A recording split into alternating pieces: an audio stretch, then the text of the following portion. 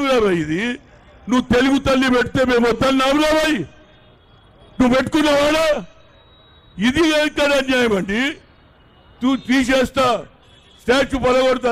మీ నాయన ఎక్కడికి వెళ్ళి వచ్చిండు?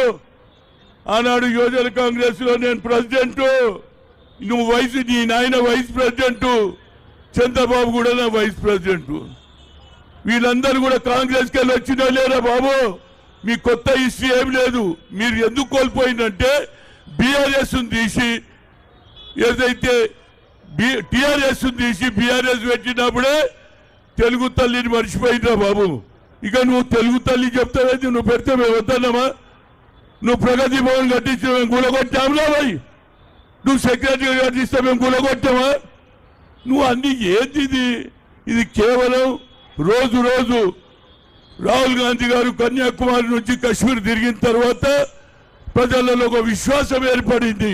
ఏమని? నేను పవర్లో వస్తే బడుగు బలైన వర్గాలకు న్యాయం చేస్తా అన్నాడు.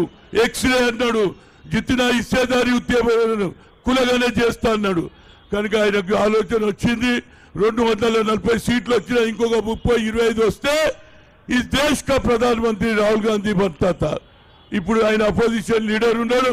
తప్పనిసరిగా పార్లమెంట్ లో బిల్లు పెడితే ఓబీసీ ఎంపీస్ గా గతంలో IIT, IIM, all India institute of medical supreme court కొట్టేస్తే సోనియా గాంధీ మళ్ళా మన్మోహన్ సింగ్ బిల్ పాస్ అయిందా లేదా? అదేవిధంగా రాహుల్ గాంధీ గారు బిల్లు పెడితే రాష్ట్ర మొత్తంలో, దేశం మొత్తంలో ఎంపీలను కూడగొట్టి, అదేవిధంగా మా ముఖ్యమంత్రి వారికి ధన్యవాదాలు. అసెంబ్లీలో బిల్లు పెట్టారు.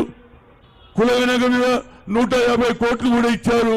కులగణన మొదలు పెట్టండి, ఆ తర్వాతనే ఎలక్షన్ పెట్టాలని కోరుతూ ఇప్పటికే చాలా ఎక్కువ మాట్లాడినా హనుమంతరావుకు మైకి ఇస్తే ఎక్కువ మాట్లాడుతుంటున్నాడు. కనుక నా ఉద్దేశంలో ఆయన కొద్దిగా లేటు వచ్చింది కాబట్టి నేను కూడా ఒక అడ్వాంటేజ్ తీసుకున్నా. ఇప్పుడు నా ఉద్దేశంలో दीपा मुंशी गाరు మాట్లాడతారు, మన इंचार्ज वाले। मैं हमारे बहन से रिक्वेस्ट कर रहा हूँ, वो आप आके राजीव गांधी के बारे में कुछ बोलना चाहिए।